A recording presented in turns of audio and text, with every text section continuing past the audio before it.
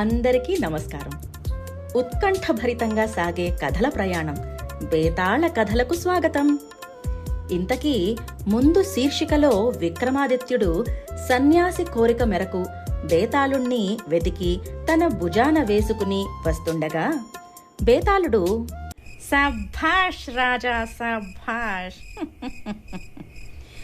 నువ్వు చాలా ధైర్యవంతుడవు, తెలివైన వాడివి కూడా, అందుకే నిన్ను పంపాడు ఆ కపట సన్యాసే.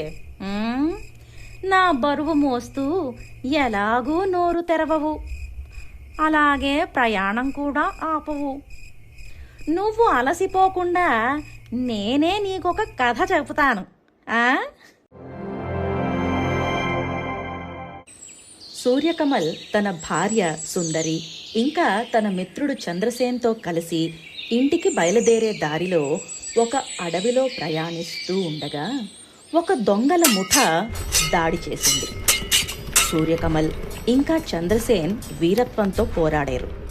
కానీ ఆ ఘర్షణలో ఇద్దరి తలలు తెగి కింద పడి వారిరువురు ప్రాణాలు కోల్పోయారు. ఆ దృశ్యం చూసిన సుందరి దిగ్భ్రాంతి చెందింది. దిక్కుతోచని స్థితిలో ఏడుస్తూ తన ఆరాధ్య దైవమైన దుర్గాదేవిని మనసారా వేడుకుంది. అమ్మవారు తన మొర ఆలకించి సుందరికి ఒక ఉపాయంతో పాటు వరం కూడా ప్రసాదించింది.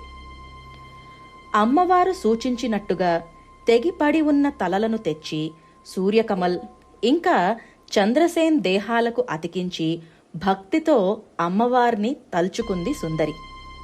అకస్మాత్తుగా సూర్యకమల్ ఇంకా చంద్రసేన్ దేహాలు ప్రాణం పోసుకుని లేచి ఒకరినొకరు చూసుకుని నిర్ఘాంతపోయారు. అలా వారిద్దరినీ చూసిన సుందరి కూడా ఆశ్చర్యపోయింది. అమ్మవారు కరుణించిందన్న ఆనందం, ప్రాణాలు కోల్పోయిన భర్త మళ్లీ బ్రతికి వస్తాడు అన్న ఆశ, ఆ సమయంలో ఉత్సాహంతో పాటు ఆందోళనలో సుందరి ఒక పొరపాటు చేసింది. సూర్యకమల్ తలను చంద్రసేన్ దేహానికి, చంద్రసేన్ తలను సూర్యకమల్ దేహానికి అతికించింది.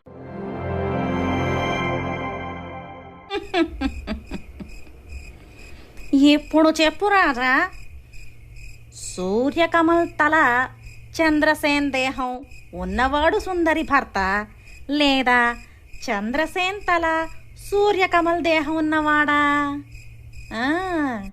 నువ్వు న్యాయమూర్తివి కదా, చెప్పు.